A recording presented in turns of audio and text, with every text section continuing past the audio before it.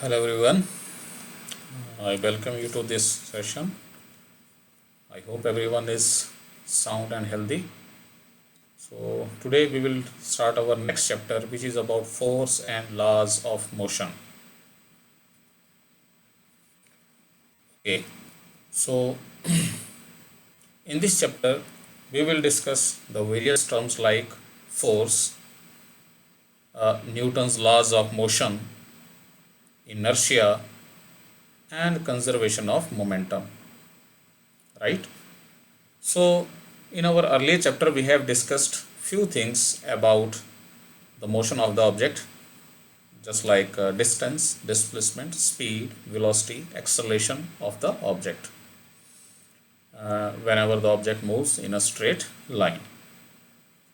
So in on that discussion we have not discussed anything about the force which is actually the cause of motion of the object. We just discussed what is the motion of the object in terms of its displacement, in terms of its distance, speed and velocity. So in general, the study of the motion of the object, it is called as the mechanics. So what is mechanics? It is the study of the motion of the object. And under the mechanics we discuss two things.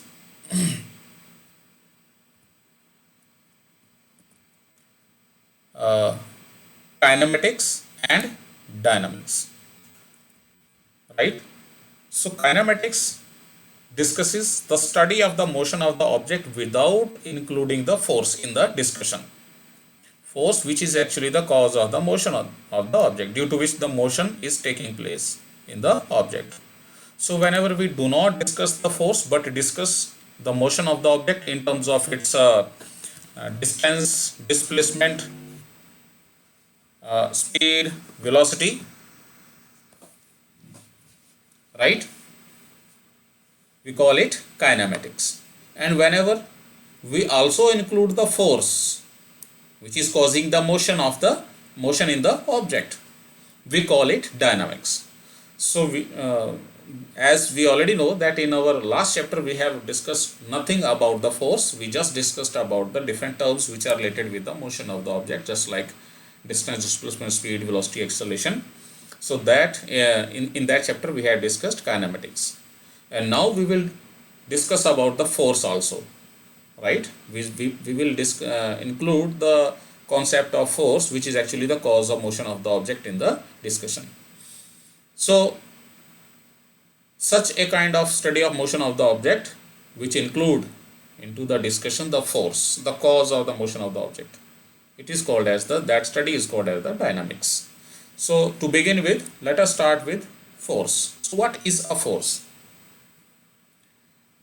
You may came across the different situations where you do the work by applying some force, either by displacing your fridge or table, or pulling your chair, cutting the wooden blocks, stretching in some cases, or pressing in some cases. In all kind of tasks you have to apply the force. So force is nothing but it is a push or pull applied to an object. This push or pull, it produces a change in the position of the object on which it is applied or on which it acts, and with that change in the position there is acceleration. So force always causes the change in the position of the object, not just in the position of the object, it also causes the change in the various quantities related with the moving object. So that force causes the change in the position. For example, if we take the object at rest, that causes the change in the position of the object, and hence we say that the force is causing the acceleration. So that push or pull, it is applied to an object, it is called as the force. So force is nothing but it is a push or a pull. We apply the force by either pushing the object or by pulling the object. So that push or pull, it is actually the force, and this force produces the change in the position of the object, or causes the change in the different quantities in the in the motion of the object. Okay, this force is measured in units. In SI system, the units which we make use to represent a force, they are the Newton. We represent it by either capital N, or we write it in small letters just like this. So SI unit of force are Newton. You must remember these terms which we are discussing here. Okay. So what this force can do? This force can do a lot of things. This force can change the speed of the body. It can change the direction in which the object is moving, direction of motion of the object. It can cause the change in the shape of the object. For example, you make the dough of the floor, right? Then wheat flour, you make a dough of it. Then you change the shape of the dough by applying the force, right? It can cause the change in the position of the object also. So force can do different things depending upon the manner in which the force is applied. There are the forces just like I'm taking few examples, just like stretching force. Whenever you try to stretch an object, pulling force, whenever you try to pull an object, pushing force, whenever we try to push an object, or a frictional force, whenever we try to slide one or roll one object over the other. There comes the frictional force, which causes the negative change in the motion of the object, or we can say which opposes the motion of the object. So force can be used to make an object move, or force can be used to make an object stop, moving object stop. So there are the different kinds of manners in which the forces are applied, and during in that manner the force does different kinds of works. Okay. Now we can classify the forces into two types: balanced and unbalanced forces. The picture is very much self-explanatory. Whenever the same object is acted upon by a number of forces. These number of forces may be 2 or it may be 3. There may be forces, 2 forces just like on one direction, on the other direction, right? So depending upon what these forces are able to do, we classify them into two kinds.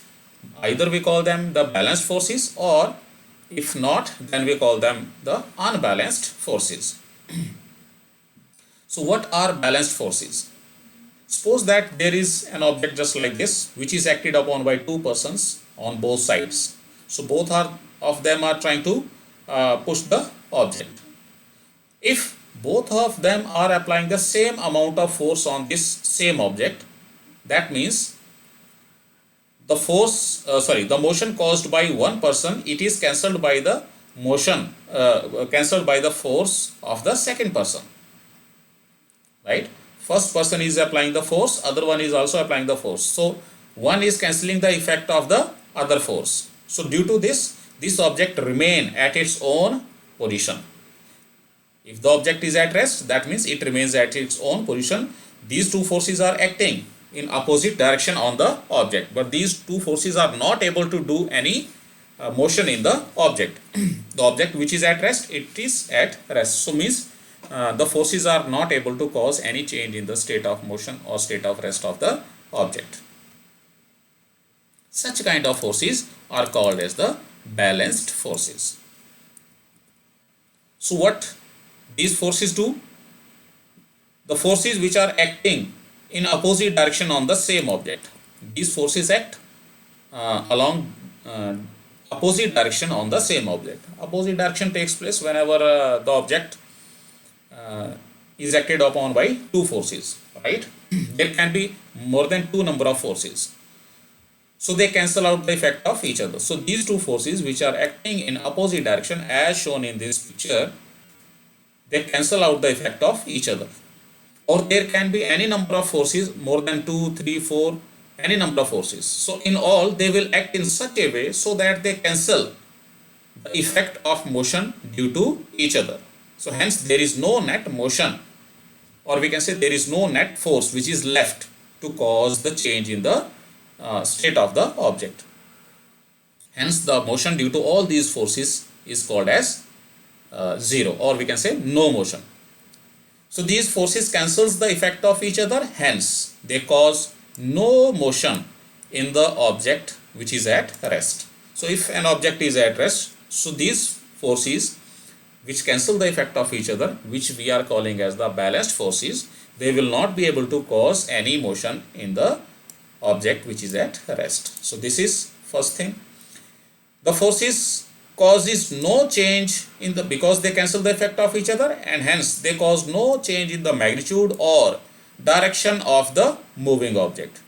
If object is not at rest, it is moving, then balanced forces act in such a way so that they cancel the effect of each other, and on cancelling there is no net force which is left, hence there will be no change in the magnitude of we can say displacement or velocity or acceleration in the object, or there is no change in the direction of the motion of the object. So such kind of forces which cannot change the state of rest or state of motion of the object in terms of its magnitude or direction, these forces are called as balanced forces. The name is quite easy to remember. They balance each other, hence they do not cause any change in the state of motion or state of rest of the object. On the other hand, there are the unbalanced forces as appear in this picture. So there are two kids which are playing and they are applying the different amounts of forces. Different amounts of forces causes the change in the we can say motion of the object. So what are unbalanced forces? So whenever two opposite forces acting on a body, we are taking the example of two forces here. However, I have already discussed that there can be any number of forces. So whenever two opposite forces acting on a body move a body in the direction of greater force. So let me make it more clear. So whenever these two forces act on the body and one of the forces is greater and other one is comparatively smaller, then the object move in the direction of the force which is greater or stronger, which bring the motion in the body, right? Due to that the object comes into motion if it was at rest initially. Such kind of forces are called as unbalanced forces. So let me explain it once more. So unbalanced forces acting on any object, they give rise to some net force which is due to the net, we can say total of all the forces, right? This unbalanced force, some net force, causes the change in the state of rest or state of motion of the object. So such forces which cannot cancel out each other completely. If they cannot cancel each other completely, that means there is some motion which is left in the object. Force left on the object, due to which motion takes place in the object at rest. So what these forces do? They cannot cancel each other completely. Hence, if they cannot cancel each other completely, that means there is some force which is left, and this force is left in the direction. This force will which is left, it will have the direction of a greater force. Suppose that there are two forces, one is 10 Newton, other one is 50 Newton. So which one is greater? The force of 50 Newton. So net force will be towards the direction of the 50 Newton force. That is what it means. There is some force, or we can say net force. There is some net force. The resultant force due to all the forces acting, it is called as the net force. So the net force is left, which is in the direction of the greater force of all the forces. And this net force, it is able, because there is some force, so there is some possible change in the state of the object. So this force, this some net force which is left out,